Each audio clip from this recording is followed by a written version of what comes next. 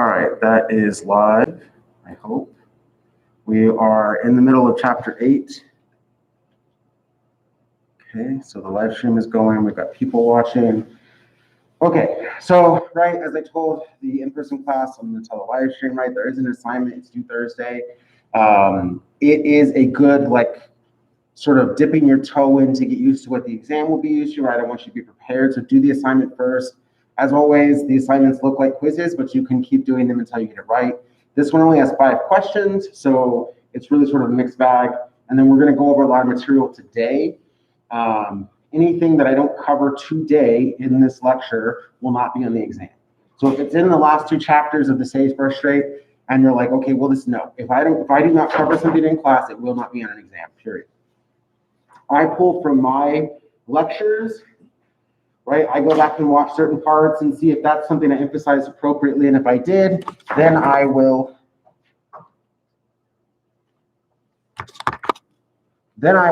ask you that question, right? I want to make sure I cover that. Okay. So I believe this is where we left off.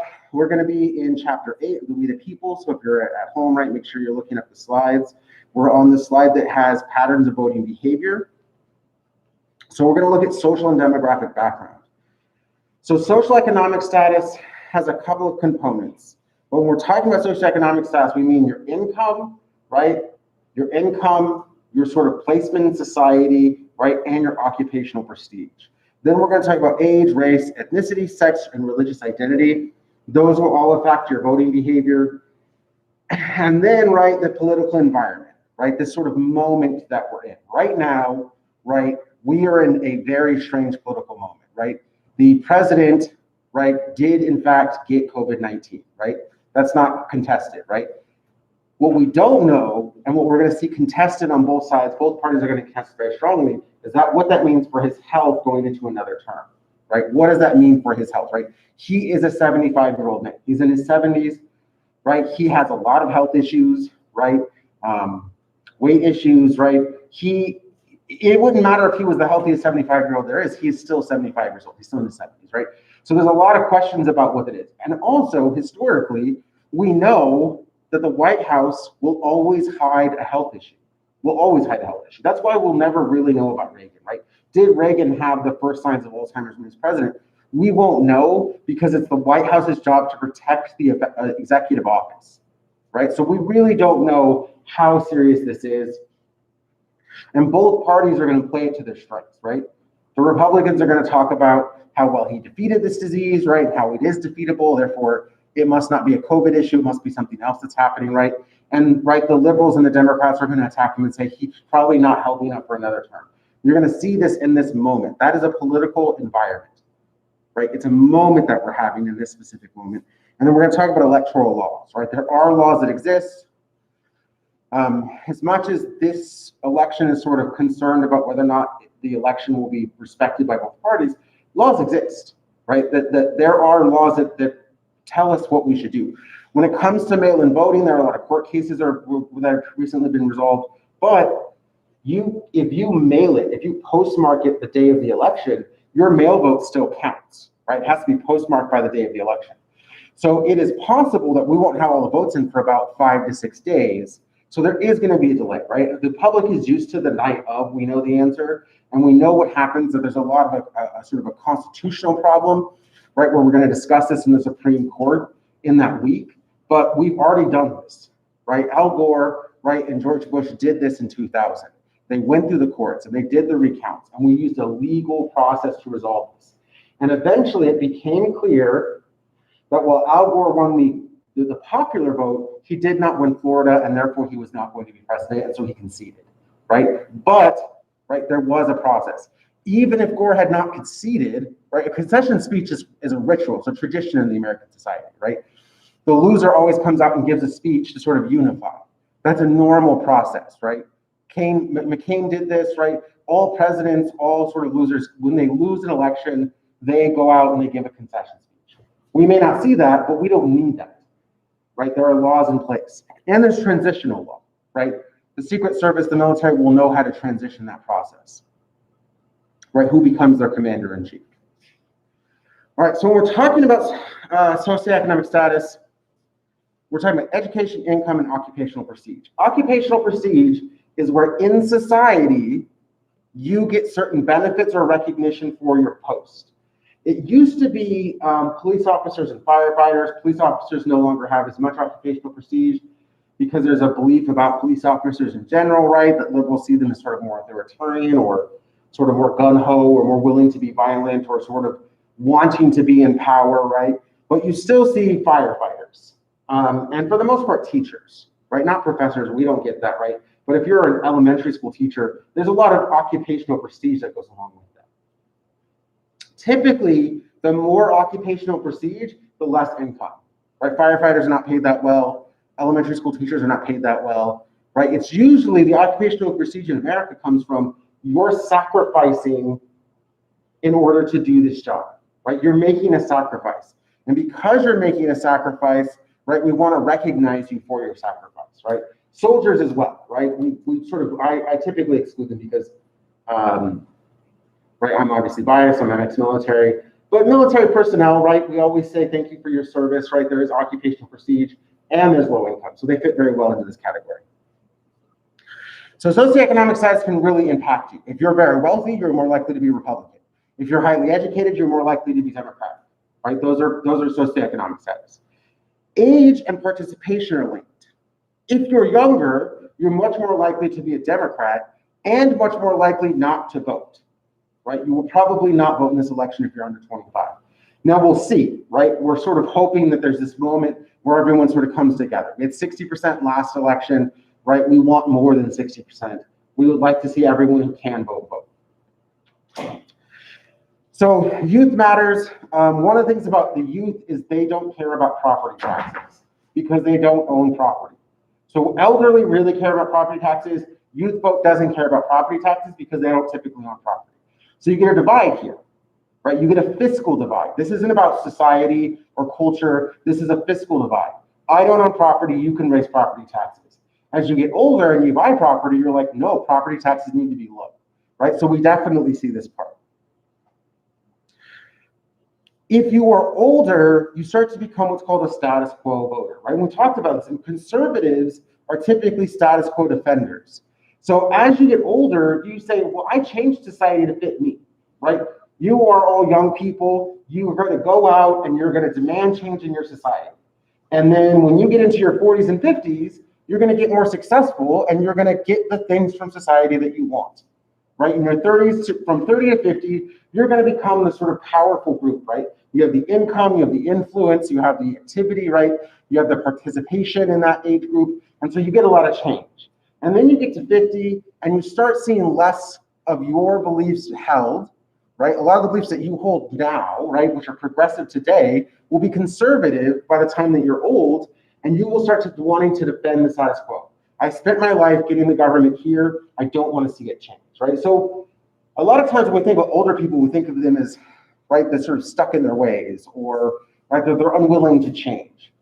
That's not an attack that's unfair because they went through all the trouble to get there, right? If you spent your whole life trying to get to a certain point and then someone said you need to move from that point, you would say, no, I want to stay here. This is where I wanted to end up, right? So age and status quo defenders and conservatives are highly linked, right? You get older, you want to be a status quo defender, you're a status quo upholder, right? So you become a conservative. And conservative in its definition is defense of the status quo. The next part, we have African Americans, right? I would say, right, Black people, because African American as a term, right, it's sort of a continent and a citizenship. I don't like this incongruity, so as a scientist, I don't like it. But also, all of the labels are sort of inappropriate. The important part here is that they will vote differently than other groups, right? One, we know about electoral capture, right?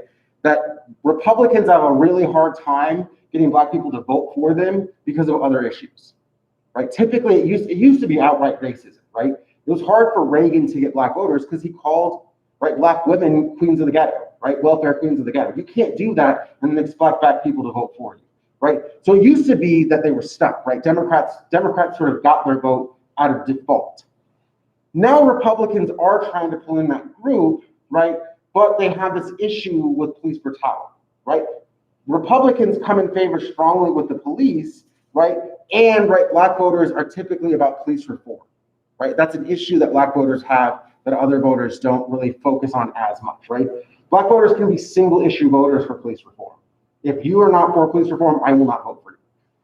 The other part, right, I talked about Charles Mills, I talked about you as myself, as a white person, I can't know the perspective of a Black person, right? This has led to what's called identity politics in the United States. I want to vote for someone who looks like me. I want to vote for someone who holds the perspective that I hold, right? You see this among minorities. They want their elected official to look like this, right? If you are Black, you want a Black official, right? This is why, right, we know that Kamala Harris had to be, right, the running mate or someone similar, right? It had to be a Black female as Biden's vice president because you needed to shore up the Black vote and the female vote, right? He did not really have a list other than Black females. It had to be that, right? Because identity politics still matters in the United States. You still want the person that you are voting for to look like you. Now, this is problematic, right? Because a lot of groups will never get that opportunity, right, in their lifetime. They just won't have that opportunity to vote for someone who looks like them, right? The other part, right, is that we've seen white voters, specifically female white voters. Male white voters are sort of broken out by sex, but female white voters typically will not vote for another white female, right?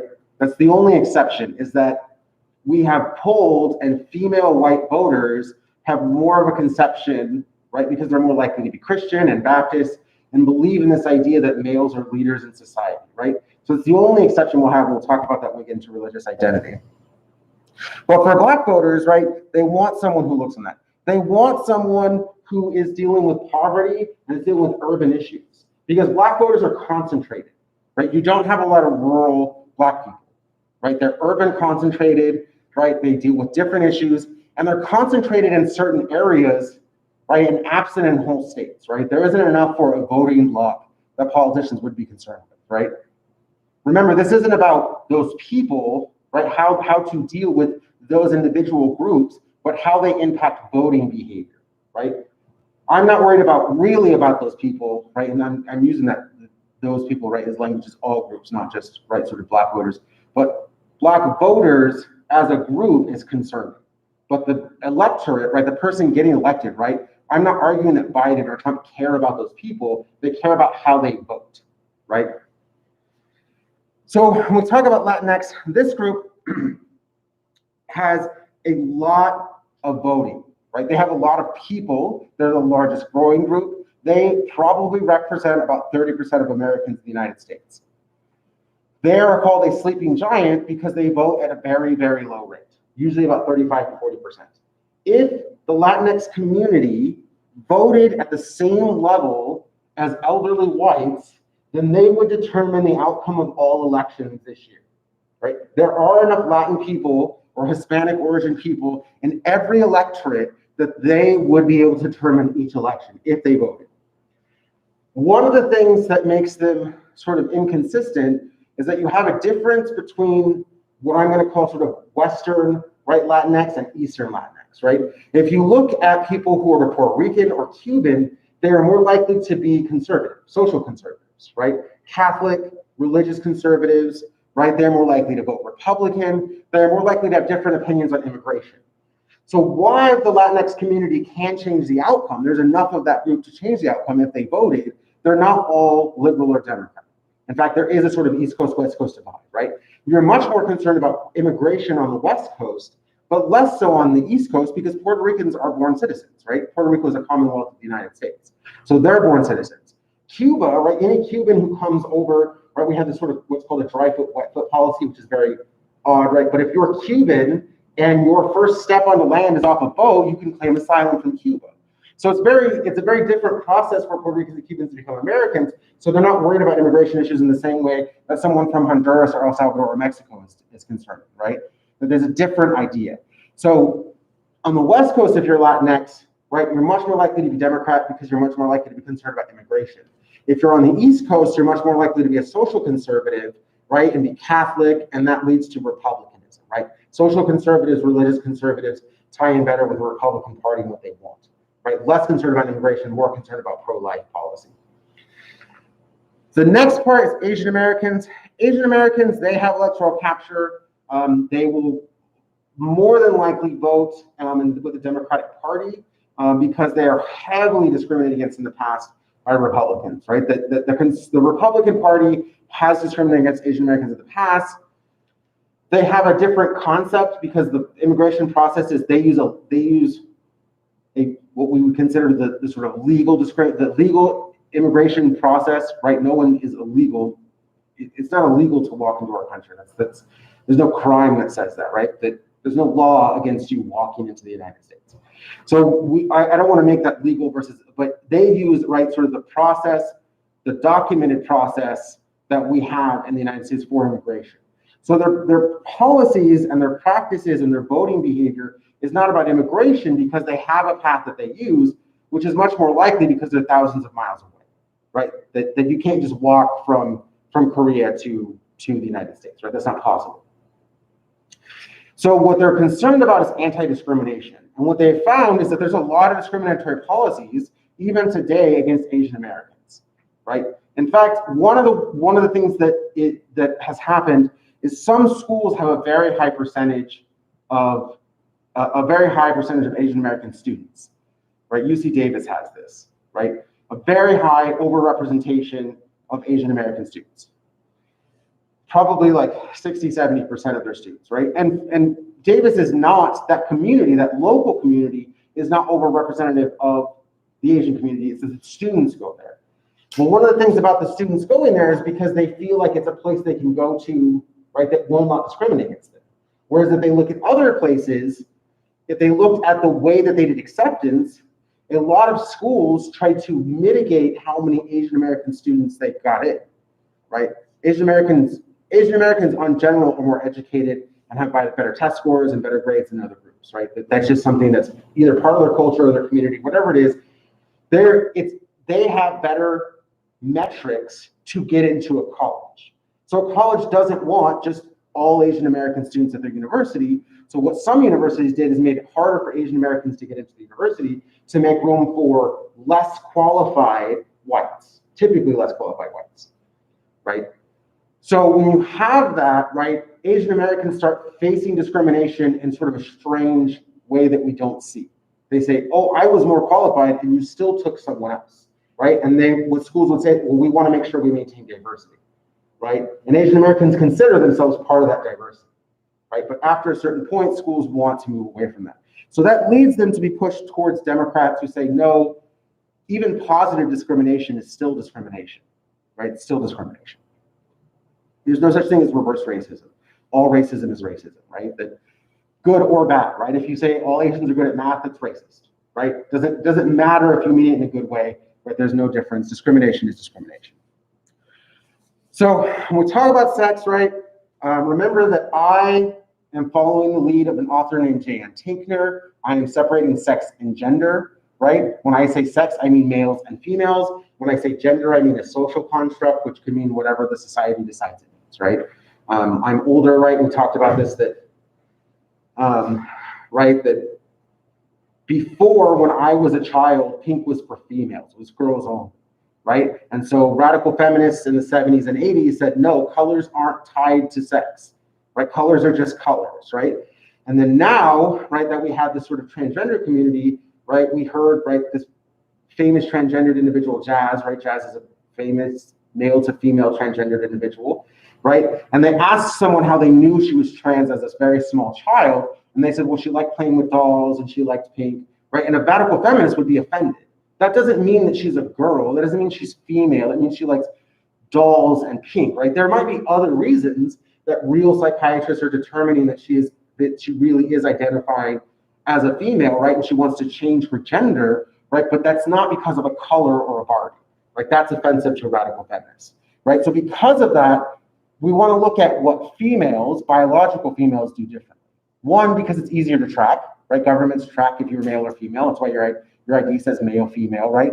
But also, is there a difference in that? And we know there is a difference, specifically in voting behavior. And they're going to call it a gender gap only because a lot of textbooks have sort of blended sex and gender to mean the same thing. Why would we have two different words if they have the same definition, right? They're different terms. But in your exam, it's going to be called a gender gap, Even though I gave you that whole long explanation, I'm going to use the terminology of the text. Gender gap is when biological females vote differently than their biological male counterparts, right? And they will vote differently. And the things that they vote differently on are pro-choice, right?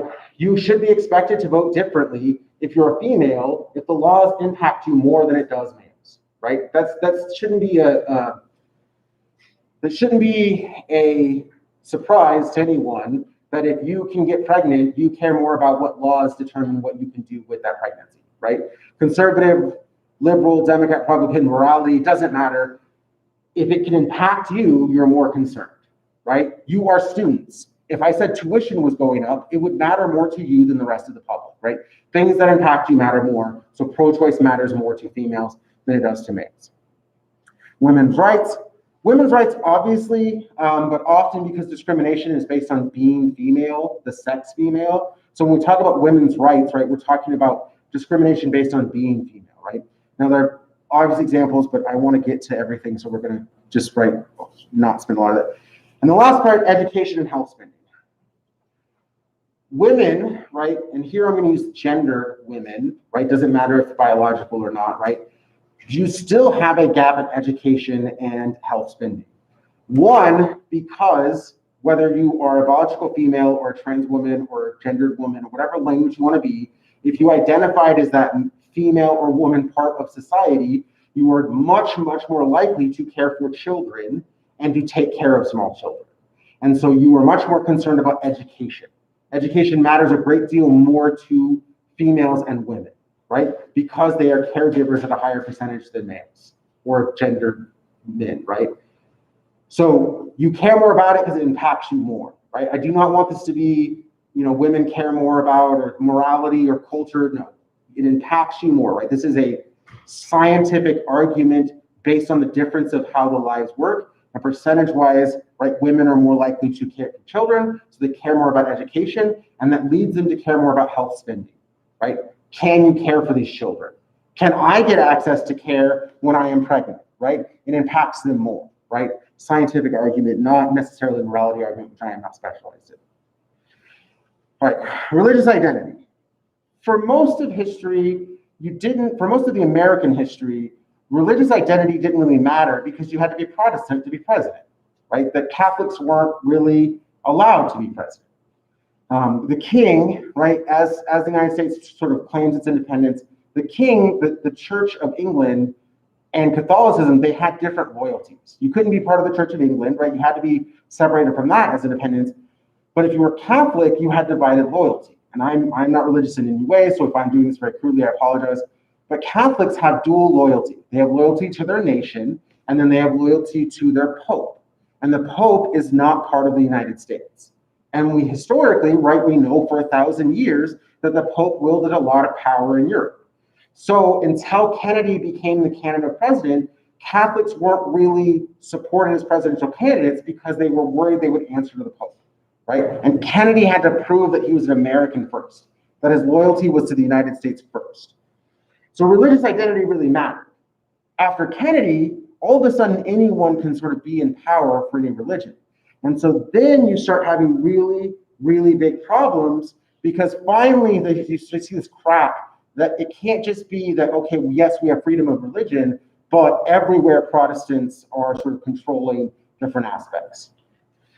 And so there's this court case, it's Ingleby v. Tale, right? You have a sort of standardized Christian individual who does not want to participate, right, in a prayer session because they have a different sect of Christianity, right? They want to have a different, like, they do not want to participate in school, and the school every day leads them in prayer, right? Leads this individual in a prayer that they do not believe in, right?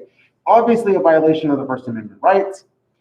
So the court case comes through and they say, well, you still have to be allowed to pray, right? You still have to be allowed to pray. Every one of you could pray in this classroom, right? I'm an educator. I see students pray all the time before an exam, right? Fear is a great motivator for prayer. It happens, right? If you were to pray in this classroom, you have a right to do that. I cannot lead prayer. And so this court case becomes the first time we start figuring out how do we distinguish between the government supporting, right? We talked about this Lemon test, right? The government supporting versus the government inhibiting. And it has to find this perfect balance of I don't support, but I also don't inhibit, right? I don't advance, but I don't stop you from doing that. You can do whatever religion you want. I'm not going to be involved in it. And so the court case comes out that there's no government-led prayer in school. The problem is that most conservatives today believe that some of these cases say there's no prayer in school, right? Right? There's a difference between that, right? So you pay a cost for a lot of this, right? A lot of times when one party takes a win, there's a cost historically to that, right? In this and Roe v. Wade, a very big political cost for these things. After 62, what happens is we start to see what's called a culture war. And the difference between pre-1962 and after 1962, and especially today, is the differences between Democrats and Republicans stop being about policy, and they start being about culture. And the culture of a Republican is dramatically different than the culture of a Democrat, right? A Democrat believes in dissent and protest and peaceful protest and response to government and demand for protection of minorities, right? And Republicans start talking about being loyal, right? And being supportive of the government, right? Being good patriots, right? And then these cultures start to separate in the 1960s, and they're more separated than they are today, right? That's why when we saw the last debate, if you were unfortunate enough to sit through the whole thing, right? It was never about the policies. It was always about their beliefs and their values, right? If you got anything from that either, right? Sort of devolved as much as possible. But tomorrow, right, we're going to see Kamala Harris debate Mike Pence. There is no clear separation of cultures, right? Mike Pence will not have a meeting with a female unless his wife is there. Kamala Harris is running, right, as vice president, right? These are dramatically different cultures. But if you look at their policies in the past, she was a former district attorney, right? He's a conservative governor. Their policies don't change that much, right? There are only a few things in which they vehemently disagree, and they're cultural, right? Gay conversion camps, same-sex marriage, right? These aren't policy debates, they're culture debates. And this has become the standard for the United States. Religion is at the center of this, right? Religion is at the center of this because your culture for conservatives is dominated by their religion, right? Their beliefs, their values dominated by their religion. In 79, you finally have a cohesive sort of Christian evangelical movement where they start getting political, right? Before 1979, religion was always like, okay, I'm religious, and then also I have this. You had Democrats who were deeply religious, right? You had Democrats who said, I really believe in this, but also I'm going to vote my conscience, right? And they followed this argument that sort of becomes part of the language of the 20th century, which is sort of leave to Caesar what is Caesar's and leave to God what is God's, right? And sort of a religious sentiment, but I'm not religious, so I don't really understand all of it, right? But the point is that Christians believed that here's this part, this is religious part, right? And then there's a separation, and then over here, this is governance. And we can govern separate from what our religious beliefs are. That became a part that happened in the 20th century. The moral majority says, no, you have to govern based on God's rule, right? And so Senator Inhofe made this argument very clear when he became part of the climate change, no, not the climate change, the sort of environmental committee, the name of the committee, right? He brings a snowball into, right, the sort of government, the legislative branch, and he said, there's no way, look at this, right? We have snow, climate change is happening. God will allow climate change to happen. That is a clear mixing of your belief system and your governance system, right? And I'm only using that, right? I don't have anything against Inhofe, right? Senator Inhofe can do whatever he wants. He's not we're not in his state, right? But the point is that he believes so strongly, right, in his beliefs, his religious beliefs, that no amount of science is going to contradict that. And this becomes part of the moral majority's process.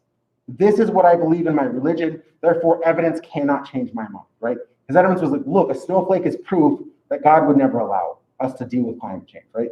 That's problematic if you're a climate scientist, but if you're a Christian conservative, right, that's a very strengthening position to be in, right? That person follows you in your belief. Those voters will always vote pro-life, right? And if you are not pro-life, they will not vote for you.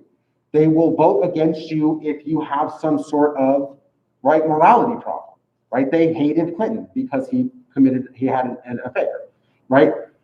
The problem is it was expected in 2016 that the moral majority, these evangelicals, would not vote for Trump. They did. They voted for Trump.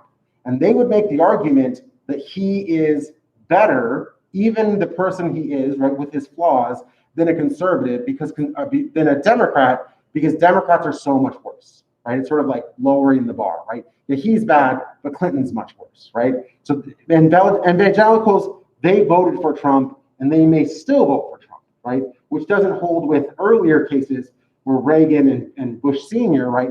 They had the moral authority by being more conservative.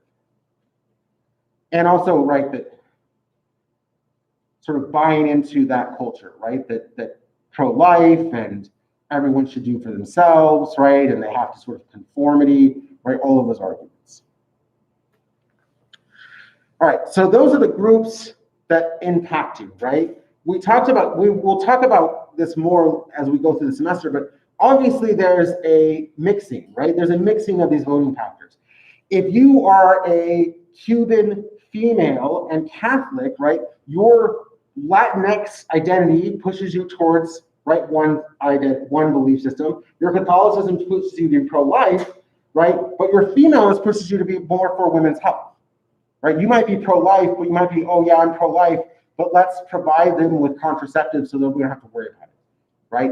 Women often do that, right? A lot of female voters are pro-life, but they say, well, let's just provide services so we don't have to have an abortion, right? Let's just provide them with contraceptive or provide them with education instead of having to deal with an abortion, right? Whereas a male pro-life conservative will say no abstinence, right? It's a moral question, right? Females have to balance out also other aspects of sort of health and education, right? And so you want to look at all of those factors when you're looking at voting. Now, I can look at your identity, right? What I'm saying is I can look at your identity. I can look at your ethnicity and your race and your religion and your sex, and I can start to say things about how you're going to vote. What I can't say is, are you going to vote? And mobilization is, can I get you out of your house, up to a pool, up to a voting poll, or do voting by mail? Can I get you to vote, right? If I know you're a reliable Democratic voter, now how do I get you to vote, right? Democrats face this much more than Republicans. I know that there are more Democrats in Nevada than Republicans. How do I get you to vote, right? So mobilization is this far apart. We know that online's the cheapest, but, right, phone calls are more effective than online because if you hear my voice and you say, oh yeah, I'll vote, you feel some guilt if you don't vote from a voice communication, right? You're like, oh, I told that guy over the phone that I would do it, and then I didn't do it. Much more powerful is face-to-face. If any student, right, if I'm like, you guys got to get this done, and I just sort of say it, it goes out into the world, and then you respond. I walk up to one of you and I'm like, you need to turn in the paper tomorrow. By doing that face-to-face interaction, it's not just about the paper grade, it's that enforcement, right? I remember face-to-face, he must be really serious, right? So face-to-face interactions are more powerful. That's problematic, right? Especially in this election because you can't do face-to-face interactions. Right? So you're much more likely to see mobilization of Democrats in this election, right? So we're facing a limited mobilization of young Democrats in this election, but, right, a high sort of political environment where they might vote, right? So we're trying to figure these things out, right? So how do we mobilize? In an election, also you have to look at, is the election even competitive?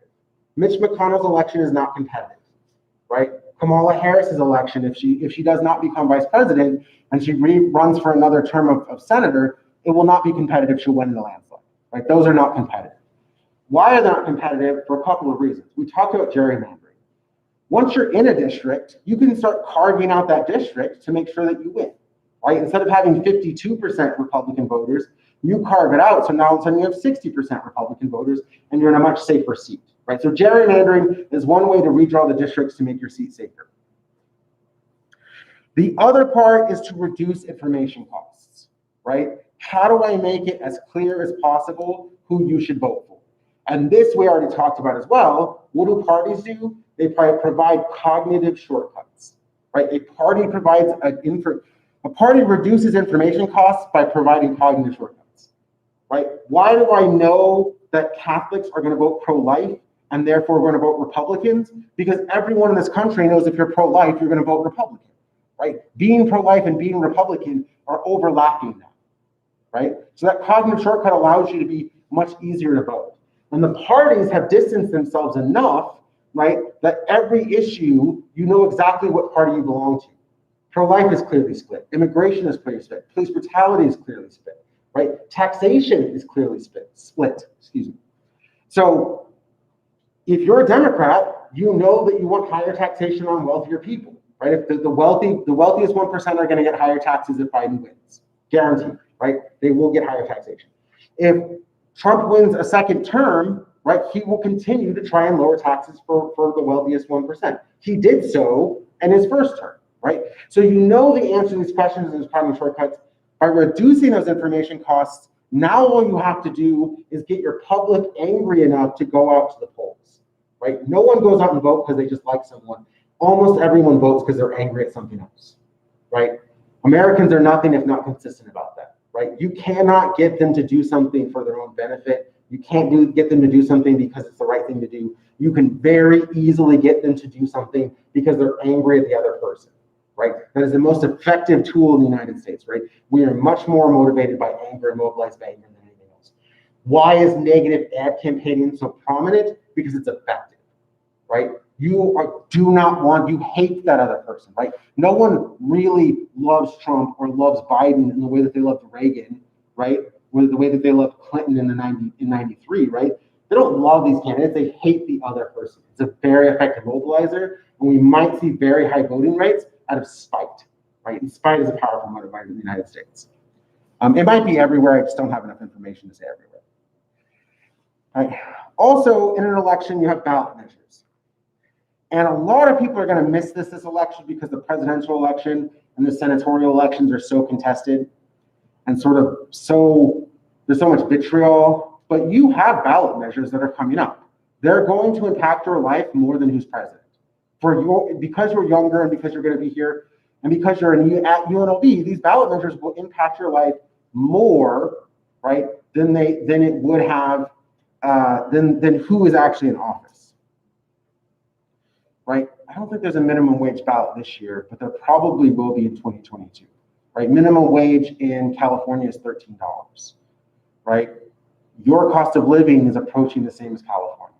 So it will more than likely happen if the legislative branch doesn't raise minimum wage, that the public will demand a higher minimum wage, right? Colorado is going to 12. Parts of New York are going to 15, right? The minimum wage is shooting up, right? But Nevada's, I don't actually know what it is, right? I don't work hourly, but it's low, right? It's low. It's probably federal minimum wage. It's $9.25. So federal is like $8.25, right? So you're pretty close. Cost of living in Vegas is very high. So the thing is that's the point, is a ballot measure impacts your life more, right? For a lot of you who are working close to minimum wage, right? A ballot measure to change minimum wage, that's local and impacts more, but you're not going to hear about it in this election because of so much vitriol in the presidential election, right? The other part about a ballot measure is it has educative effects. And we talked about this. Why has a referendum come up in Nevada as much as it does? Because the legislative branch, the elected officials, they like getting information from the voters. And sometimes polling isn't as effective, because if I were to ask you to do some polling, most of you would say no. Why am I wasting my time giving out polling answers? I have better stuff to do, right? There's no incentive structure, right? And I don't blame you, right? Why give up your free time to someone to give them information, right? That's you paying a cost that you're not really getting the benefit for. When you have a vote like this, you have a clear benefit, and you are informing those elected officials about what you like, right? There's going to be a lot of ballot measures in this election because the public is going to be informing the legislative branch about what they want in the coming session. These are the things that matter to us. And it's a very concrete way because you voted, right? You used your one shot every 2 years to tell the electoral branch what you want. Okay. Hopefully I'm not going too fast. I always forget to check this. So yeah, this is chapter 8. I apologize, I am missing these questions. This is chapter 8, We the People. Hopefully you were able to find it. All right. So Electoral laws are very clear. We actually talked about, I think last session, right? You only have to be in Nevada 30 days to get elected. There are state differences, but most of the time it's 30 to 60 days. You have to live in the residency. There is a registration deadline, right? So I think ours is coming up. But if you are not registered to vote, do it. Go register to vote. I will probably offer extra credit for everyone who sends me like a picture of them with an I voted sticker. So I will bribe you. I don't care, right? I can get away with it, right? No one's going to punish me for bribing you to vote. But if you vote in my class and you send me a picture, right? You email me a picture of you wearing an I voted sticker, which, right, you could just get that sticker, right? Then I will offer extra credit. I'll make some exceptions. So I think, right? You can send them with your mail-in voting ballot as well. Yeah, don't send me your ballot though. Do not send me any of your voter information. Then I could get in trouble. But if you get a sticker or if you get something where you're like, do they come in a mail-in ballots? Do they get a sticker? Yeah. If you have an I voted sticker and you take a picture with it, I will give you a 0.5% on your total grade, right? So if you have an 86.5, you have an 87% in my class, right? So it's 0.5% of your total grade. So go vote, right? I will give you extra credit because I want you to vote. And young people don't vote enough, so consider that bribery. But I don't care how you vote. Let me not influence that. I do not care how, right? Don't tell me, don't give me information, just show me some evidence that you voted, right? Because it's coming up quickly and I don't want to forget. And I'm fine with extra credit if it means you participate more in politics. All right. We do have some issues with discrimination when it comes to voter ID requirements. A lot of racial minorities and the poor have problems with this, right? Voter ID is a thing that creates a problem. We don't think about it as much because all of you have an ID, right? All of you have to have an ID because you're UNLV students, right? You have to use it to get in the library. Most of you drive here, but also you have a little more access to resources than the rest of UNL, the rest of Las Vegas, right? The rest of Las Vegas community.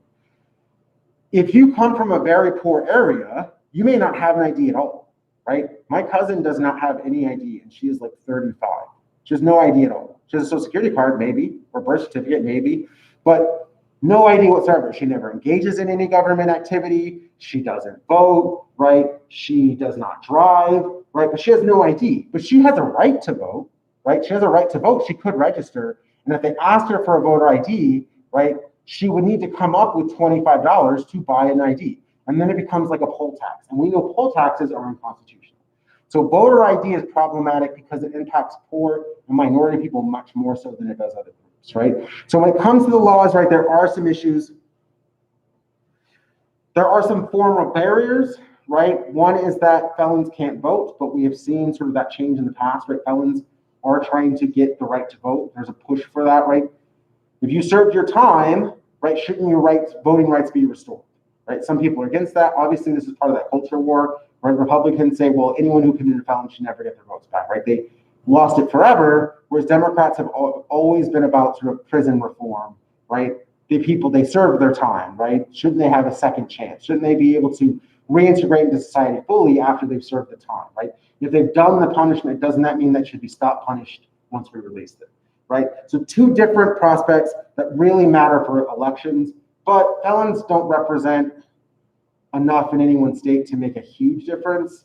They are more likely to be Democrats, but criminals don't vote, right? We know that people who have committed a felony, or not committed a felony, but people who have committed a crime in the past are much less likely to vote, right? That they're not as big an impact, right? But we want to make sure that everyone can vote, right? Everyone who's 18 and an American citizen should have the opportunity to vote, right? And have the choice to vote, right? And so this is a different barrier. And the last part we talked about is that election day not being a holiday and on a Tuesday, right?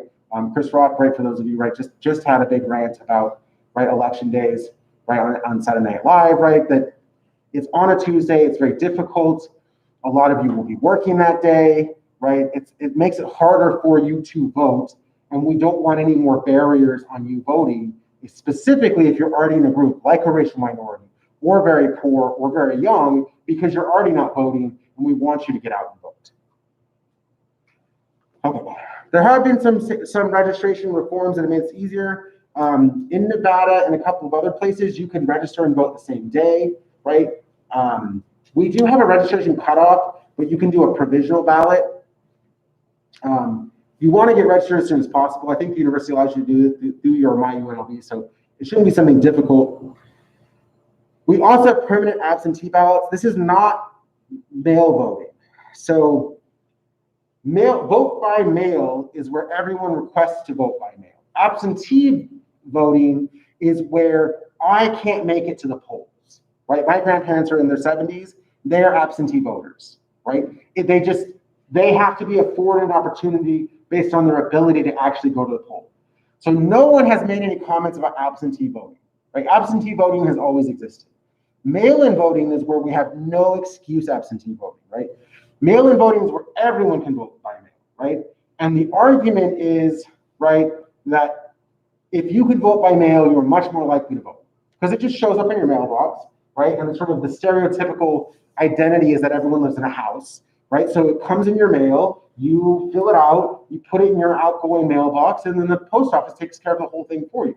It's the easiest way to get people to vote, right? A little harder in apartments because outgoing mail doesn't really have like a setup in the same way, right? But we expect there to be more voters if there's mail-in voting.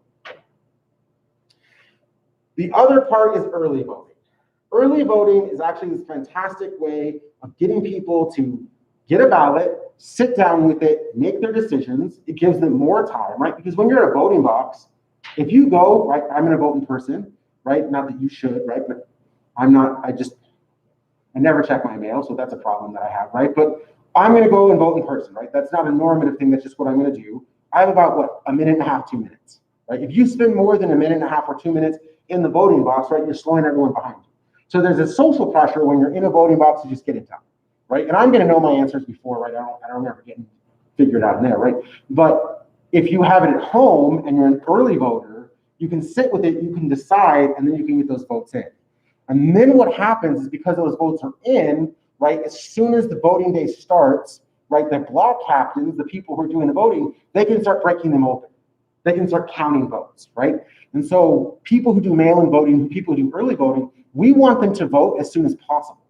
Right now, there's this concern about, right, what's going to happen with the president's health, and are they going to, but you want, right, in the last 4 or 5 days, you want them to vote, right? When Hillary Clinton was running, James Comey sent out the letter before the election day, and then he sort of pulled it back in, right? Why are they so upset? Was because in that window, there were a lot of early voters. But early voters help us getting information, and then in this election, we want as many early voters as possible because we want some answers election night.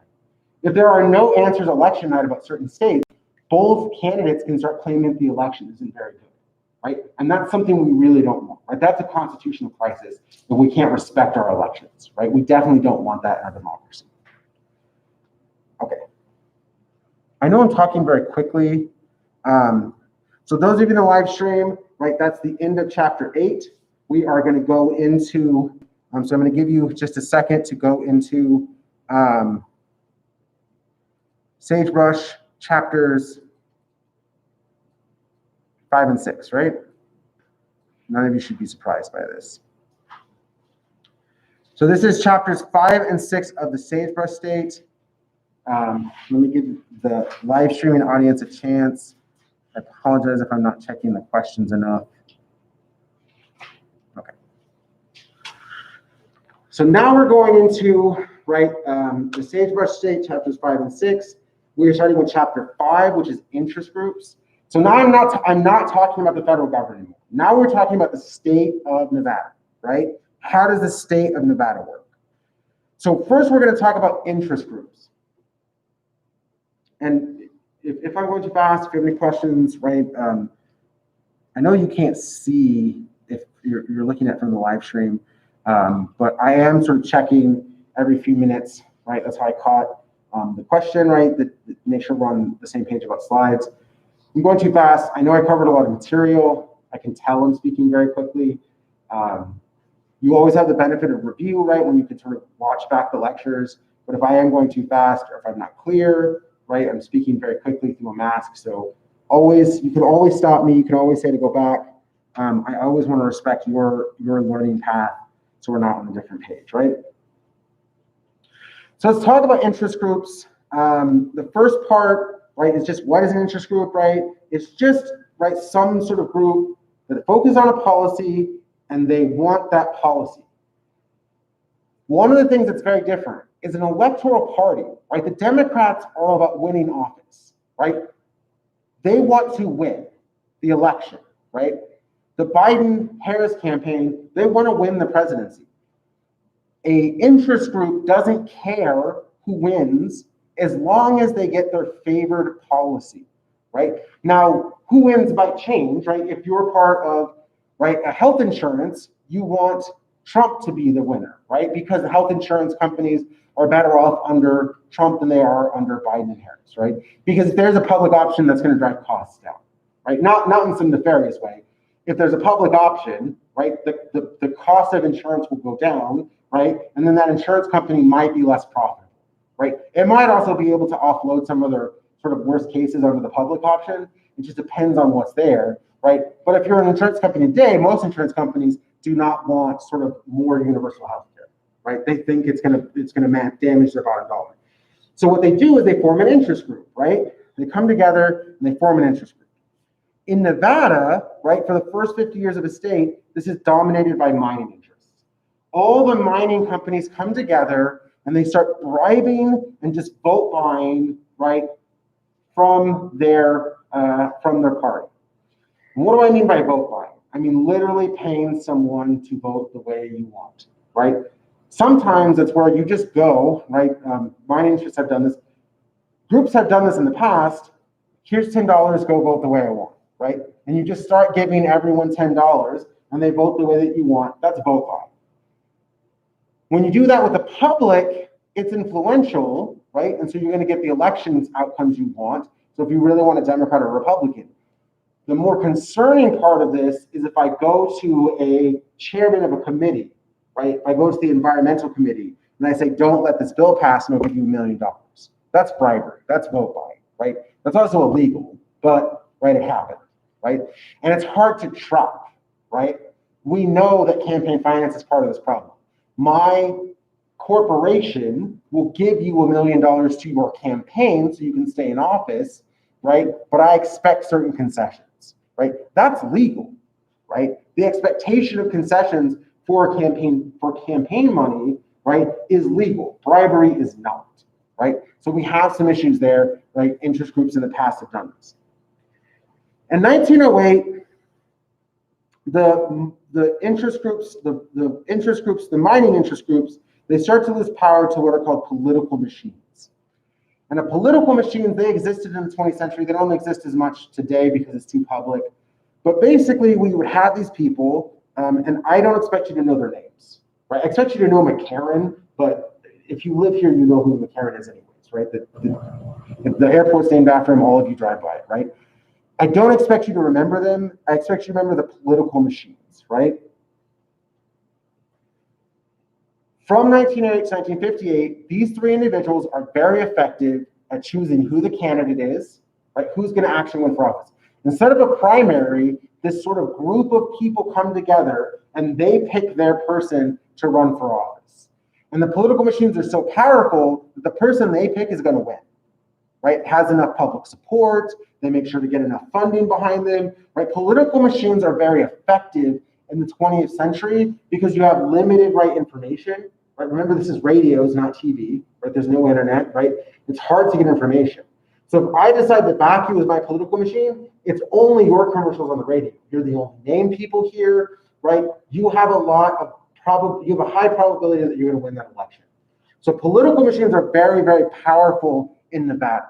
They are influenced by the gaming industry as it starts to become more and more powerful, and the machines determine who wins. Not primaries, right? It's not a primary where people vote. It is not a public sort of gathering where we sort of all contribute to a campaign. It is a political machine run by elites, right? Not the public elites, very specific elites, and there is no transparency. Political machines, the reason why we don't have political machines in the 21st century is because they're sort of shadowy, right? We never know what happens in their inner workings. And you don't want that as part of our democracy in the 21st century. So political machines die off in the 20th as the 20th century progresses. And then when you get the internet, you don't need political machines because information is available everywhere.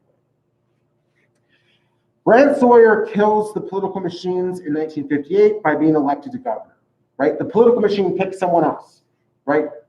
Brent Sawyer says, I want to run for governor. I'm going to oppose this political machine. He is successful and he wins. Your political machine will always collapse if you are not successful, right? And most political machines, that's how they collapse. Is they don't get the person elected. The individuals and the companies that are financing that machine no longer believe that's effective, right? So they withdraw funding, right? And then that system, that machine collapses. Political machines, right? Very shadowy, very controlled, very elitist. They are not responsive to the public. But in the 20th century, very necessary because it was hard to disseminate information. So you have these political machines sort of fall apart. And one of the reasons is that Nevada, as a state, stops being a mining state, right? In 1958, right, the political machine was still about mining interests, but gaming interests were taking over, right? Gaming is the predominant economic force in Nevada, right? Now, yes, it's only in Las Vegas that you have, right, the huge casinos, but there's so much money in this town that it dominates the entire state economy, right? Very, very few places in the entire world can say one town is the source of the majority of their economic behavior, right? Almost all the money in the state comes from other places into the state, right, in gambling lanes, right? So gambling taxation becomes the primary issue of Nevada. I don't care much about his mining. You're mining silver. No one cares about silver anymore. I care about what we're taxing our gaming interests, right? How much is a casino getting taxed? How much each machine is getting taxed? And we're going to get into great detail of that. The other part is state teacher organizations, right? When we talk about interest groups more so after the exam, we're going to talk about federal interest groups, right? And one of the things about teachers organizations is they have 3 months every year, right, where they have nothing else to do but get mad about the policies that exist, right? Now, like, we don't have a union, right? Graduate students and professors don't have a union, but teachers in a K through 12 system, they have a union. So every summer, right, when the government is thinking about new policy, right, in July and August, when the Congress comes together, when the legislative branch comes together in March through May, right, this teachers organization says, if you don't give us what you want, we will protest all summer. We will be out in the streets, right? Because we already are very organized, right? Educators have to be organized, right? K through 12 educators have to be organized, right? And they all have the same interests and the same time off, right? So it's very easy to get 1,000 teachers together because they're all off in July, right? Or whatever timing they have off, right? So that is a powerful sort of organizational system, and they have a lot of volunteers ready to go. Mining interests have a little bit of an issue only because they are sort of still doing things that people are not as happy about. Mining interests, it's no longer a process of digging and then pulling it up, right? That's actually very ineffective, right? Digging into the earth and then sort of hoping you find something and then pulling it up out of the ground, that's very inefficient. What we see now is fracking and heap leaching.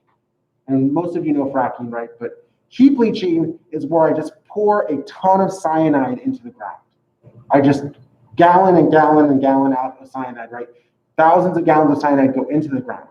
And then I suction all of that cyanide back out of the ground, and with it, because it reacts with gold, with gold ore, with solid gold, right? That when I pull it back up, then I can separate the cyanide from the gold, and that's how I mine gold, right? The liquid mining of gold, right? So heap leaching is very efficient in getting gold out of the land. The problem is I'm pouring cyanide into the ground, right? The water tables in Nevada are very problematic, right?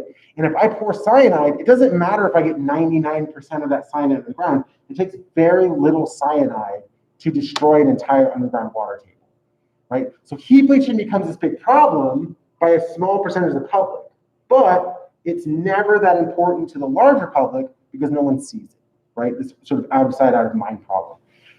I never see it, therefore I don't care about it. I'm much more concerned about casinos and education, right? Because you see it every day, right? So this becomes a sort of side issue by green or sort of environmental parties that get co-opted by the sort of Democrats. Before the start of the 21st century, you also had media power brokers. There were 2 or 3 anchors that dominated all news in the United States, right? Walter Cronkite being one of them, right? You had these individuals on black and white television who spoke to the nation, who spoke to Nevada, and they determined how Nevada interpreted things, right? Old news anchors, right? They were all old white men, right? But they had so much authority that you would believe them with what they said. They were believed, even without evidence, they were believed, right? And so media power brokers really run a role in the legislative branch. They run a role in the public because they can tell you about something in a way that is spoken to the public. And legislation is very complex, right? If you ever to read a law, it's very, very complex. It's hard to get through. So you have to have some sort of translator. And these brokers acted as translator, but they translated in such a way that reflected what they believed, right? So media power brokers are very effective, right? We know in the 20th century, very necessary because it was harder to get information, right? But then of course, with the invention of the internet, right? The diversity, we talked about this, right? What are some of the benefits of digital media? Diversity, right? You have access to different depth and different quality and different sources. And so these media power brokers fall apart, right? Anderson Cooper or Chris Wallace or whoever, right, is your news anchor, doesn't really matter, right? They're never going to be a media power broker in the way that Cronkite was, right? It just will not happen again, right? Technology won't allow that. Okay, so, right, these are interest groups. What do? They lobby. An interest group lobbies, right? A lobbyist is just a person who represents an interest group. How do they lobby? They use these tools at their disposal. The first is campaign contributions. They will contribute more to the candidate they favor, but they will also contribute to the other candidate just in case, right? You always want to hedge your bets. And hedge your bets means, right, contributing to both candidates, right? You want to make sure even if you lose, you don't lose too much, right? A hedging of a bet is betting against yourself to sort of balance off your losses. They can testify. Now, we talked about this, right, that a lobbyist is the most informed person in the room, right? They spend their entire time focused on a single thing, right? A lobbyist for Uber, usually, right, they have a couple of clients, they spend all their time researching and writing bills and looking at the aspects of what Uber can do in a community. And I'm using this example because, right, my colleague, right, she was very effective, right, and she explained to me how this process worked, right? So I had firsthand, right, I had someone telling me from their experience what they went through, right? So they become an expert and therefore can testify, right, for or against a bill in Congress, right? And this allows them to inform the Nevada legislature. Now, the thing about the Nevada legislature that we know is that they're a citizen legislature. They only meet for a few months every other year, right? They won't meet again until March or April of next year. Therefore, they are not as informed about policy, right? I know more about policy than most of the people in our legislative branch, right? And I'm not even an American expert, I'm an international expert, right? So when you have that type of issue, right, you want to make sure that you have access to the best information so people rely on you, right? And the way that media power brokers worked in the past, lobbyists work today. I'm the expert, you trust me. You can persuade executive branch officials, right? Instead of going to the law, you can always say, hey, Mr. President, Mr. Governor, right? Governor Sisolak has a great deal of power. We know that now, especially during the pandemic. Governor Sisolak has an insane amount of power. I may not have to deal with the legislative branch. I might just have to get at a dinner where Governor Sisolak is at, right? And just talk to him for a few minutes and say, hey, don't enforce this certain aspect of this policy. That's all my interest group wants, right? Don't enforce, you know, a 10-person capacity, enforce a 30% capacity, right? If you're a casino or if you're a restaurant, right, your interest group, right, the restaurant association, it wants to talk to Governor Sisolak and say, hey, let's ease this sort of capacity policy for restaurants. Let's make sure more things can be open, right? That's a lobbyist doing that work, right? Now, obviously, you would have health and safety officials sort of working with that individual as well. You can encourage writing campaigns. So this doesn't happen as much because I think some states have outlawed this, but it used to be that I would send you a letter in the mail. I would send you a letter that you signed, and then you would put it in an envelope that was pre-addressed and pre-stamped and postage paid, and then you would seal it, and then you would send it in, right? And it would be like you wrote a letter to your congressman. But obviously, it's a pre-written letter, so the lobbyist is telling you what to say, right? The lobbyist is saying, hey, write your congressperson, but also I just went ahead and wrote the letter for you. Just mail it in, right? We don't know how effective they are because they're all the same letter, so sometimes they get sorted out. But writing campaigns to office holders has been effective in the past. If you're an elected official and you get 1,000 letters saying, hey, you need to change something about what you're doing, usually it's effective, right? That's 1,000 constituents. That means that represents probably a certain percentage of the voters, and you don't want to lose your office. If none of that works, you can organize protest marches. So we know that teaching and education is a lot more likely to do protest marches, like the SEIU, which is a union, much more likely to do protest marches, because they're very effective, and you need the public to care. Like they're searching out the public, say, please care. You can endorse candidates. Sorry, I want to make sure I'm making the right amount of progress. You can endorse candidates, right? AARP is a interest group. And we talked about AARP, right? They have 30 million members. If they endorse someone, that's going to push those members to want to vote for that individual, right? And you can say, hey, we're only going to endorse you, right? If you're a lobbyist, one of the arguments you can make is, we will only endorse you if you take up our policy, right? Interest groups don't care about who's getting elected. They care about what policies they're getting, right? Every election that they influence is because they believe that individual is more likely to get them the policy that they want. Excuse me. Okay, I can do this. Okay. And then the last is influence of appointment of judges and other non-elected officials, right? Very unsuccessfully, education unions pushed against the appointment of the current Secretary of Education and the federal government, right? But when it comes to judges, usually they have a lot more influence because less people are concerned, right? The less public the issue is, the more power the interest group can have, because if it's only a certain percentage of the population that cares, your group can really sway the needle because there's not a lot of pushback. All right, one second.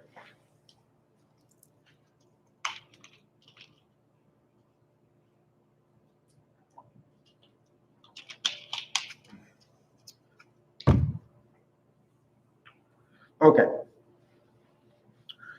So we'll go back to this, right? These are a lot of the tools at their disposal. One of the things that lobbyists are very successful at is using a legal tool. So you can go out and lobby, and you can, right, try and influence electoral candidates, and you can try and get the public on your side. What you can also do is get judges to rule in your favor. And there are two ways that you can do this. You can do a test case. So in the court system, an interest group can't create a case. They have to find a person, right? You have to find a person that has been damaged in some way, that can argue that they were damaged in some way. And that's called standing, right? There has to be standing. So you say, I am going to find some person, and you say, I'm going to pay all your legal costs, but we're going to try and get this case as high as possible. We're going to try and get to the Nevada Supreme Court. And by doing that, right, I'm going to use that test case to see if there are holes in the legality or the constitutionality of this process, right? So as a lobbyist in the state of Nevada, right, they can use a test case. The other thing they can do, and I want you to learn this term, is called an amicus curiae, right? Amicus curiae is a term. And all that means is it's a brief, a written brief, right? So I write an argument and I say, here are all the court cases, right? And remember that the legal system is that align with this argument, right? You should favor in a specific way, right? And then I'm going to write this document, and I'm going to say, here are all the briefs you need, here are all the court cases you need, right? And then I'm going to give them that document and say, here, to the judge, and I'm going to say, here, this will help you in determining your case. And what will happen is that judge will take all of the amicus curiae, right, all of the briefs, and will read them all to see if they have court cases that may influence their decision, right? So a lot of lobbyists have a great deal of knowledge, right? Being a lobbyist and having a law degree or some functionality of law knowledge overlap quite a bit because of this amicus curiae. If I can point to a court case, right, if I know you're a conservative judge and you want to rule as a conservative in a conservative way, but you need court cases to do that, right? A judge is busy. It's got lots on the plate. A lobbyist can focus their time and energy to find the cases that allow that judge to make the decisions they already want to make, right? Allow them to justify why they're ruling a conservative way, right? That the amicus curiae has a lot of influence because of that, right? Here's a way for you to say the answer that you want to say, right? So an amicus curiae has a lot of power, and I want you to learn that term. In Nevada, we're the 6th most lobbied legislature in the country. There are 14 lobbyists for every legislature, right? And lobbyists have to register, right? In the state, you have to register as a lobbyist. Most legislators are dependent on lobbyists for information. We talked about this when we talked about term limits in the last stage rush part, right? That you only have so much time to be in office, and you're not in office every year. You're in office for a few months every other year. So you become entirely reliant on the lobbyist information. What do the lobbyists know? What do they influence you by giving you that information? That's not as clear, but they are the ones who you go to. If you have any questions, if a legislator in the state of Nevada wants to answer a question, they are going to go to a lobbyist. There's not really another realistic answer, right? They have to ask the people that are involved in that. And so that gives that lobbyist a great deal of power. Right? Informed lobbyists have a great deal of power in the system. So what are effective lobbying techniques? Right, we've talked about this, right? Personally presenting arguments. We talked about this, right? How do I mobilize you, right? In the last chapter of the We the People, right? Face-to-face interaction is very powerful. Anytime you have a face-to-face interaction, it's going to have more influence than over the phone or an over email or internet exchange, right? Face-to-face interaction is powerful. Presenting research results. If I show you research that supports your argument, you're much more likely to go in favor of the way that I want to influence you as a lobbyist, right?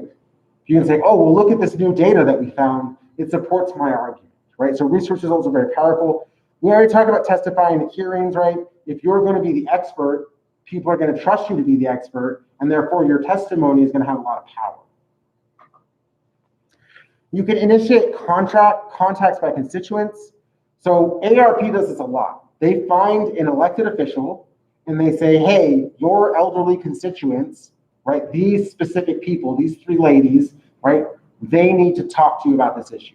And so I, as a lobbyist, am going to connect you with these individuals, and these are your constituents that have this problem. And you, as an elected official, will be more concerned about that because it's coming from your constituents, right? If you have a lobbyist and they say, hey, I keep hearing more people, your constituents, talking about this issue that you're not addressing, do you want to meet with those people? That elected official is going to say yes, right? I want to make sure I'm showing up issues, because if I don't, I'm going to lose the election, right? And parties care about winning elections. Interest groups care about policy, right? So in exchange for me contacting those constituents and connecting them, I want to influence how policy, right? Or I might say, I found these constituents that align with my policy that you're not paying attention to, and use the constituents to be effective as a lobbyist.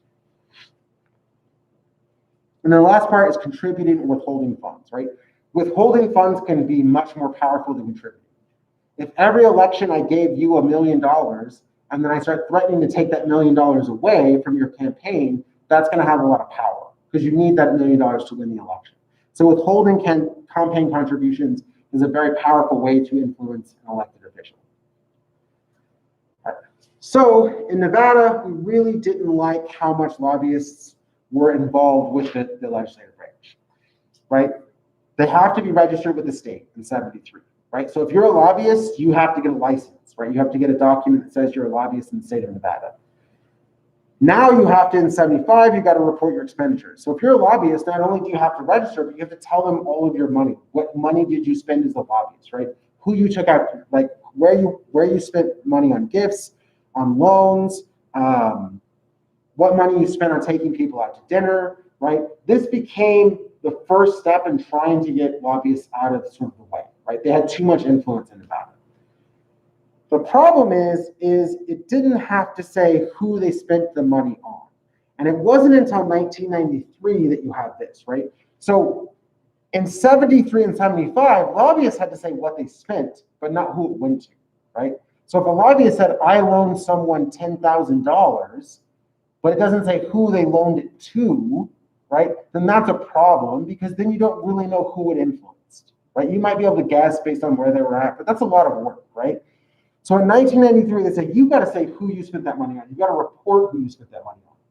And between 1993 and 1995, we saw a drop of 90%, right? The difference was 90% between 93 and 95.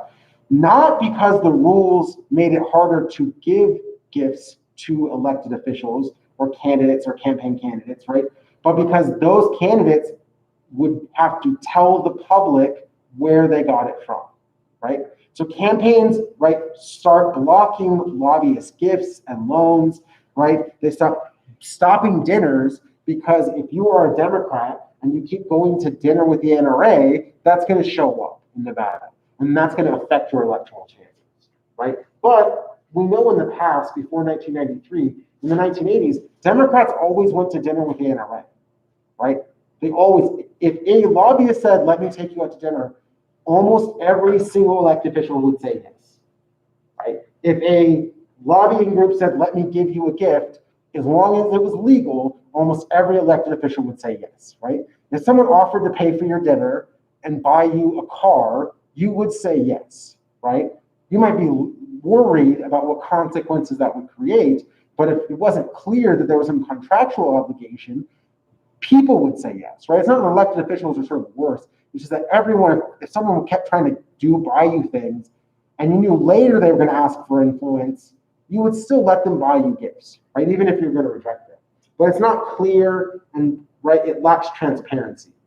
And as we move into the 21st century, it becomes clear that Americans want transparency, right? There are no rules that stop gifts in any of these laws. What matters is you have to tell the public about what happens. And so transparency matters more than legality when it comes to restricting campaign finance, right? Right now, you can give as much money as you want, or Citizens United Corporation give as much as they want, but those corporations have to say who they gave it to, right? And so you as an elected official might reject it, not because it's illegal, but because you don't want to be funded by Walmart. If you're in a district, right, that has a lot of people unemployed or underpaid because of Walmart, right? So transparency becomes very powerful moving into the 21st century. Right. So we talk about winners and losers, right? What do I mean by a winner and a loser? A winner is someone who gets their policy. A loser is someone who doesn't, right? Not in any sort of other term or value judgment, right? This is not a value judgment. The winners get their policy, the losers do not. Winners have more money, they have better organization, better leadership, and they have dedicated members. Money is the most powerful, because if you have enough money, you don't really need the rest as much, right? But if you're a teaching organization, right, we talked about teachers' unions, right? Effective leadership, yes. Dedicated members, yes. Teachers are very dedicated. The leadership is very good, right? Because they have a standardized leadership, right? You have a principal and a superintendent. You have a structure that's there to organize them very well. And organization, obviously, right, for teachers at the union, right? The same thing for AARP has very clear organization, right? Very dedicated members. The elderly are very dedicated to AARP. So, right, we talked about this. I think, sorry, I want to check a few things because we don't get to the legislature until there. Okay. So, when it comes to lobbying, we're focused on the gaming industry. Part of this creates a problem. You want the gaming industry to be heavily taxed because that's how you're funding most of your programs. But the gaming industry is set up in such a way that, right, you don't want to damage it because then you'll lose jobs, right? And this becomes a modern day argument, right? You want enough taxes to pay for services, but not so many taxes that it starts to cost the economic growth or the jobs of that community, right? So the gaming industry starts being significant contributors to campaigns, right? So they choose the winners, right? And this is when we talk about a freeze out. A freeze out is where I used to give you money, right? So if gaming companies do this, I'm going to give both campaigns $2 million every election cycle, right? Both Democrats, Republicans, it doesn't matter. Then what I'm going to do is I'm going to say either you agree to this policy that I want, or I'm going to take that money away. Right? I'm going to use that freeze out, and I'm going to contact all my other lobbying groups, and we're going to freeze you out of your funding, and then you definitely can't campaign enough to win.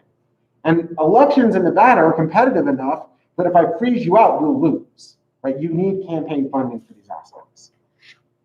So freeze outs are very powerful from the gaming industry because there's a lot of money there.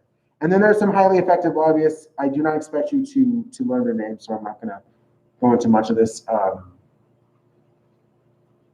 I have problem owning names. So I don't feel like it's fair to ask questions. Do not worry about names of specific people. All right, so who are the winners in Nevada according to Bowers, right? The Nevada State Education Association, very, very effective winners, right? We saw more money going to schools. We had better programs going to schools, right? We talked about how the graduation rate in 2006 and 2008 was very low. It's climbing because there have been demands by these by these education associations to do better. The State of Nevada Employees Association, very, very effective, right?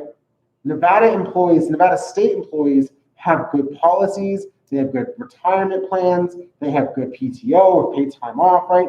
They have good things. And the Chamber of Commerce, right? Businesses always do very well, right? They have the money, they have the organization, right? Your business is organized and you have the money to sort of influence that.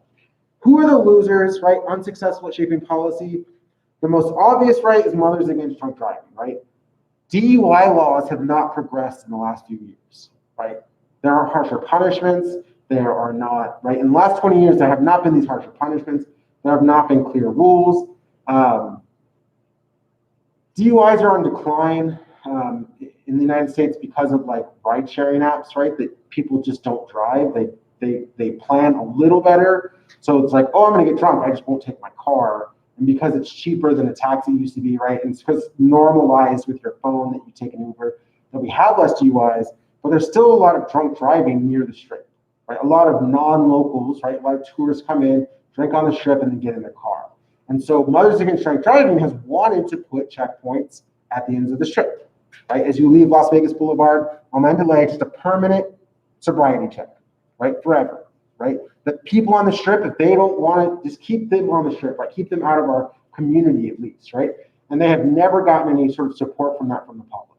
And there's no policy to put up sobriety checkpoints. In fact, right, in California, sobriety checkpoints are pretty common. You see them a lot, right? You almost never see them here, right? As often as like you would see this, there's no checkpoint where they're checking every single car's sobriety, right? And so that's a very normal thing in California. It is not in Nevada. So Mothers Against Drunk Driving have not been as effective at getting their policies. And then the poor. And in the entire country, Nevada is not an exception. We always treat the poor as it's their fault, right? That one of the reasons is that they're considered undeserving, right? The public often, society often considers the poor undeserving. And we've used this language of architects of their own condition. It's their fault that they are poor, right? And when you believe that it's their fault that they're poor, you don't want to do things to help them, right? Most people who live in this area think if you're unemployed, it's your own fault, right? Anyone who doesn't live here, right, thinks, oh, there's a million jobs, just go to a casino, right? Anyone who doesn't live in Las Vegas, right, Northerners in the state of Nevada, if you don't have a job in Las Vegas, it's your fault. How could you not? There are so many jobs here, right? Rural communities will never feel bad for an unemployed person in Las Vegas because they would just say, well, you could find work there everywhere, right? Now, obviously, there's an exception right now, right? Casinos were closed and they're not at capacity, and right. So there's a little difference about being poor this year. But what we see as soon as we get out of this pandemic, we'll return to that. If you're poor, it's your own fault, especially in Nevada because there are just so many jobs in Nevada for you to get, right? Whether it's true or not, I don't know, right? Unemployment for my profession is quite high actually. So our part-time employment, like underemployment, is quite high for my profession. So in the state of Nevada, right? So it's not universal, but right, no one would say. Right, anyone who I told I wasn't at a full-time job with multiple degrees, they would say it was my own laziness, right? Why don't you have a job, right? That would be a natural response. So that group doesn't have really great organization, it doesn't have the money, and it doesn't really have dedicated members. No one wants to stay poor and work in that group. Everyone wants to get out of being poor and escape from that group. All right, so we went quite fast. We're gonna be talking about the Nevada legislature for a little bit. It's a little drier, so I'm not as worried about it. So, right, the Nevada legislature is quite simple. It's Article 4, right, of the original sort of constitutional document. You need duly qualified electors. It's not, the language of duly qualified electors is so vague that anyone who's just of a certain age can become an election. There's no educational requirement except if you're a judge, right? Judges are the only ones that have to have a degree. Everyone else, you just have to be 21 years old, 1 year residency, no felonies, right? Just have to be 21. right? If you are 21 and you've lived here for a year, you can be in any role in the government. There are some exceptions, right, but we'll talk about as we move forward.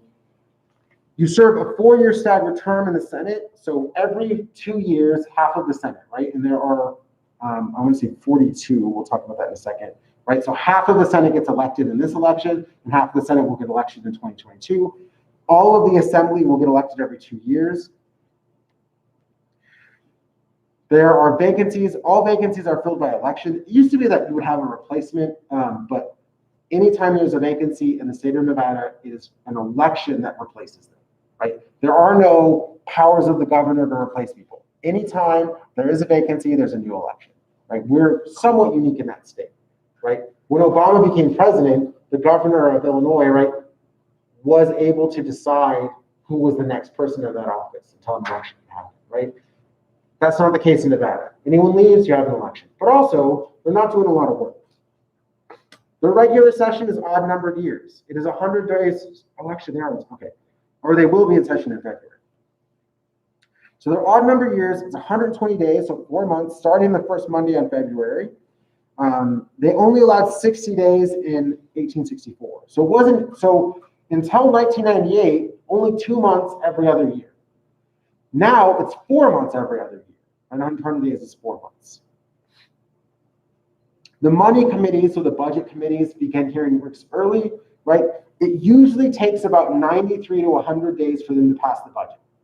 That means everything other than the budget has to be done in 20 days, right? There's not a lot of time to get anything else done, right? The budget is typically the only thing that the Nevada legislature deals with, right? Why do we have so much direct democracy in Nevada? This is why, right? They never meet. It's a couple of months every other year. It's not a lot of time to spend together. So I will definitely ask you a question about this because the California legislature is a professional legislature, right? Nevada is a citizen legislature. California is a professional legislature. California meets 340 days a year, right? Their legislature meets all the time, right?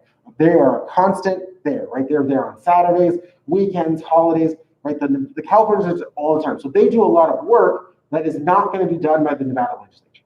Now, this is not an attack on the Nevada legislature. It's a citizen legislature by choice. Nevadans want this type of legislature. We want people who have a job in the community, right? A lot of them are ranchers and attorneys and farmers, right? We want people who have a job in the community who every other year go to discuss the laws of the state. This is not a weakness of Nevada. This is intentional, right? So I say, oh, they're not going to get a lot done. That's the whole point, right? That's not a flaw in the system. That's the system, right? It's for them to do very well.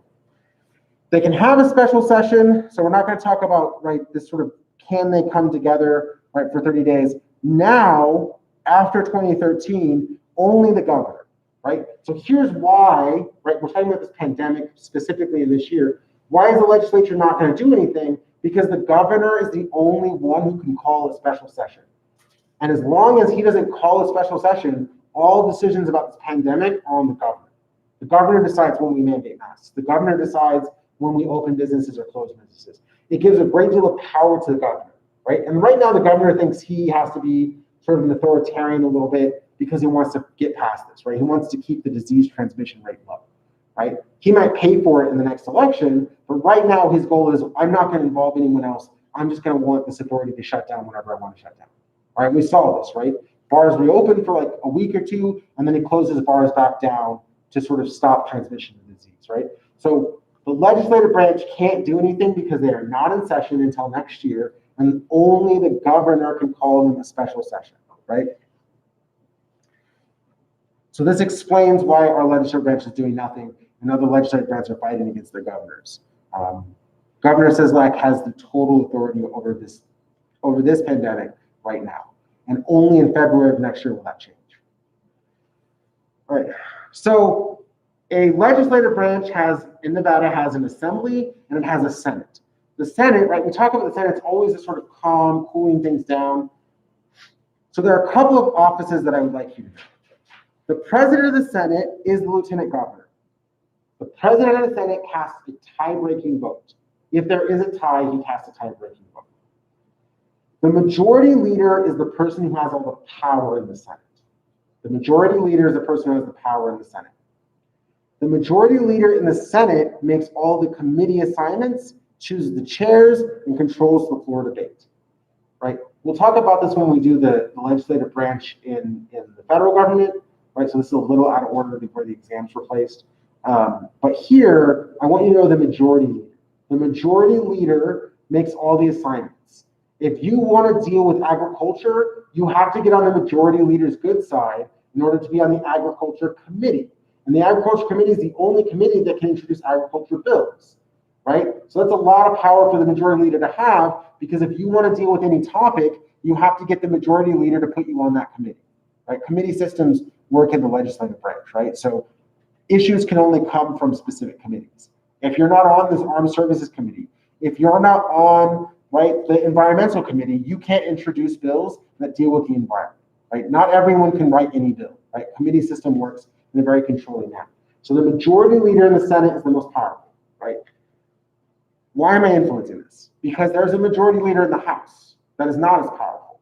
The Senate majority leader is the most powerful person in the Senate, right? Who's the majority leader? The person in the party who has more seats, right? There are 21 seats. Why did I not have this written down? Okay. So there are only 21 seats. So if there are 11 Republican seats in the Senate, then a Republican becomes majority leader, right? That's the majority leader. The party that has the most seats nominates and picks their leader. That leader has the most power. In the Senate, the majority leader has a great deal of power. In the Assembly, the Speaker of the Assembly has the most power. There is a majority leader, but the Speaker of the Assembly in the Assembly has the most power because they make committee assignments, right? So if I'm talking about Assembly in the state of Nevada, then I want to talk about the Speaker having the most power. If I'm talking about the Senate, the majority leader has the most power. And I guarantee you those two questions will be on the exam, right? You need to know the Speaker of the Assembly, right? And you need to know the majority leader of the Senate, because those are the power figures. Now, obviously, I don't want to ask you their names because their names are going to change, right? And if I asked you about to learn their names now, all of those things are going to change November 3rd, right? So in the middle of our semester or near the end of our semester, all those names will change. But the power of those offices will not, right? They control debate. They choose who is the leader, right, of certain committees and the chair of certain committees. And so if you're a chair of a committee, you can just choose not to discuss a topic, right? Solar panels were not discussed for years in the legislative branch of Nevada because the Senate, the chair in the Senate committee didn't want to discuss it. So a chair has a lot of power, and the majority leader picks those chairs. So the majority leader in the Senate and the Speaker of Assembly and the State Assembly, right? Minority leaders pick assignments for their party, but they don't pick the chair, right? So you still respond to your minority leader because you want to sort of get on the assignments that you want, but you don't get to control those committees because you're in the minority, right? So it's the majority leader and the Speaker of the Assembly that have the power. Okay, I think we're actually doing pretty good, but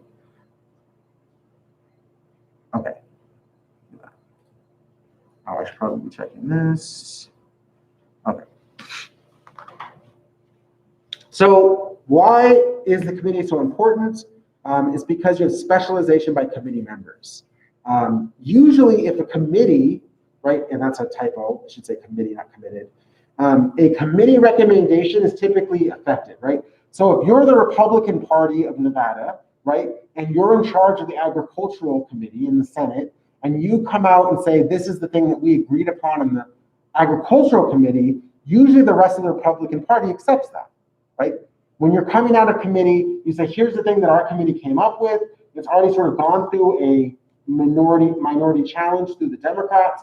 So this is something that we think will work and that Democrats are on board with, right? So a committee is really powerful because then the rest of the people in the legislative branch, they say, okay, well, you already worked to hammer out a deal with the Democrats. Let's follow suit with you.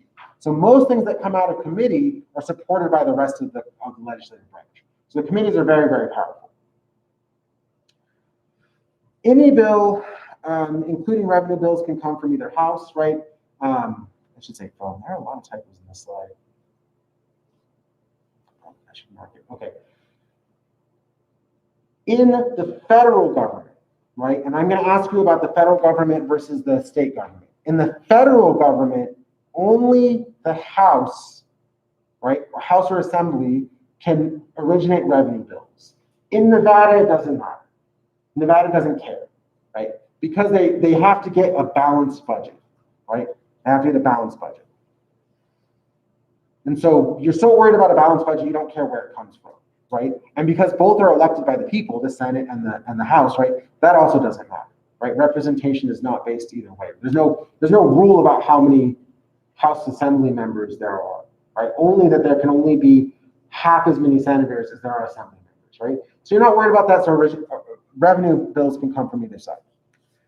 What Nevada does to make sure that there's not a lot of amendments that are sort of outside is Article 4, which is the non-germane amendments aspect, right? This is Article 4. It's that you cannot have any amendment that doesn't embrace the pure subject of what it is, right? And Nevada bills are very different from other states. If you look at a Nevada bill, it's typically smaller, it has less detail, because it's only allowed to cover one subject. If I'm writing a budget bill, I can't include an amendment that deals with conservation or green policy or infrastructure. Budget bill is only budget bill. Infrastructure bill is only budget. And Article 4 requires that happens, right? There are no non-germane amendments, right? And non-germane just means that it's not relevant, right? All amendments have to deal with that subject. So it's very unique in the state of Nevada. You require a majority of elected members in each house for a normal bill, right? If there's a tax increase, Nevada is so opposed to tax increases that it takes a two-thirds majority in both houses to pass a tax increase. If you want any type of tax increase, right? 2/3 of both houses. Why do we have so few taxes in Nevada? Why is there no income tax? Why are there so low taxes in other aspects? It's because of this.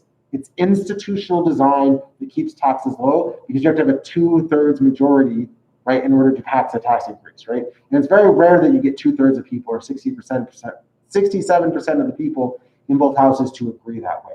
So tax increases are very hard to do, unless you do it through direct democracy, right? It's easier through direct democracy to get taxes than the legislative branch. So if you're a legislator, you make an initiative via tax break, and that makes it easier for you to get taxes in the state of Nevada.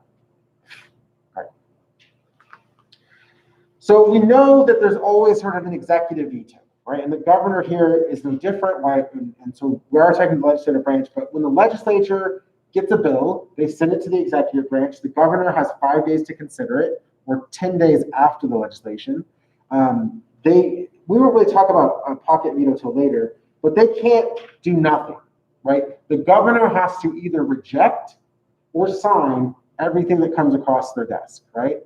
Governor Sisolak, any bills that get passed, right, in the next year, it has to be signed or rejected. And there's only a certain amount of time. What is the time limit? Right, it's the top. It's 5 days during the session and 10 days after the session. Yeah. So now it's 5 days after he gets it if the session is there. If the session ends, he only has 5 days. So it's like right before, legislative branch do this where they pass like 100 things on the last day, right? Everything goes to a vote on the last day. So on the last day, like all the things get voted, those things have 5 days for him to either sign or veto. If they get signed, right, if it's after the legislative session, right, it ends, right, and there's sort of, okay, we passed this, but we didn't get it to you until after close. And this is sort of a weird timeline, right? Sometimes you vote on a bill and you pass it, but it doesn't actually get to the governor's desk that day, right? And because it's after the session, then the governor has 10 days to consider. But there are no pocket vetoes. You can't just not sign it.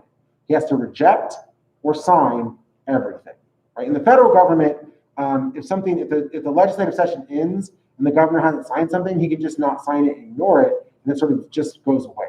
But, right, in the state of Nevada, everything has to be signed or rejected, accept or reject. There is no middle ground, right? A veto override requires 2/3 of the majority of elected members. The problem with that is that there's no way for them to get a special session.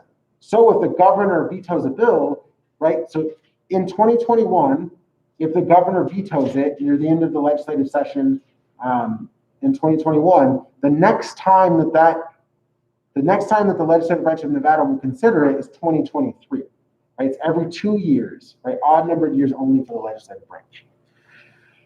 If it's vetoed, it just goes into the next session, right? It just goes into the next session, but, right, 2 years is a long time for politics. It's a very, very long time for politics. So you don't want it to get vetoed. You want to make sure that you have the votes up beforehand. All right. Last thing is modernization. It's good timing. Okay, so if there are any, great, okay. The last thing is modernization. In 1971, each office got a laptop. So legislators have their own provided laptop. They get really, like now they get really nice laptops. It's kind of crazy because they get paid so poorly that I think they only get paid like $3,500 a year, but the laptop they get is like $900. So it'd be like, here's this thing for your job. Like it's worth more than like 2 weeks pay for you, right? It's sort of a weird process, but they want them to have access to the internet. Every bill goes up to the website, the legis.state.nv.us. So any bill, any law that you want to look up, you can right through this website, and it's linked. And the last part is the Legislative Council Bureau. So we're not going to talk about this a lot, but the Legislative Council Bureau is the institution that runs for the elected officials, right? Anytime you have a legislative branch, you have elected officials over here determining what policy is, and then you have some sort of institution. And here it's the Legislative Council Bureau. And their job is to get all of the issues handled, right?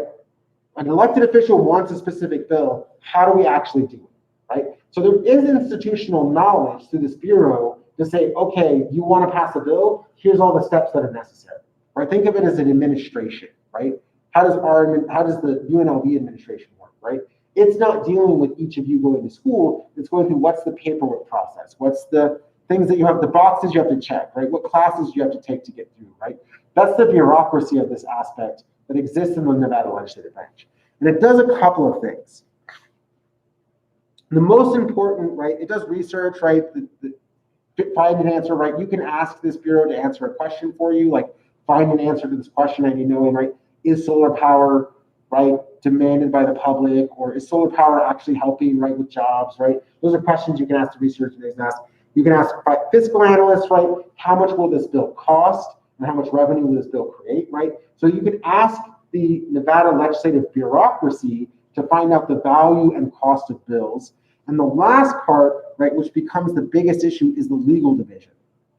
The legal division gets every single bill before it goes to vote, because the legal division has to figure out if what the bill is constitutional, right? This happens early, right? The legal division tries to figure out if the bill is legal, can it be law, right? Can it actually be law, and will it actually change the laws that exist, right? A lot of times when a elected official first writes a bill or gets a bill from a lobbyist and they send it to the legal division, they say, well, this won't actually make any difference, right? It changes the wording, but it doesn't change the letter of the law in the state of Nevada.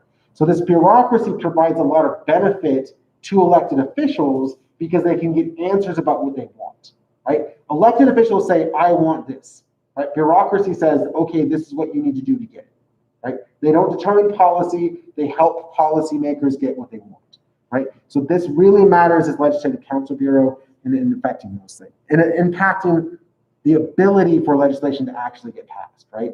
All of you need a counselor to help get you, right, the boxes checked so that you can get your degree, right? That's part of that process. All right, that is the end of Sagebrush State. We went a little fast, so I suggest